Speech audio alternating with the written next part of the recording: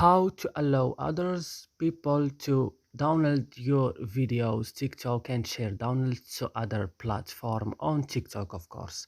Today guys, I will show you how to do this. Just watch this video until the end. Make sure that you like and subscribe in the channel.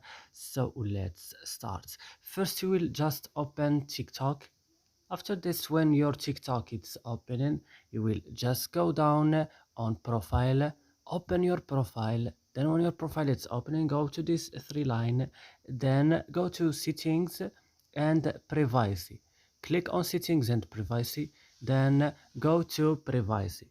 And then on privacy, guys, go to downloads. Then you will find video downloads option. This option allow others people to download your video and share download to their platform. So now you will turn on this option like this, and that's it. It will work with you. That's it guys. I hope this video is useful for you. Do not forget to like and subscribe in this channel. See you next video.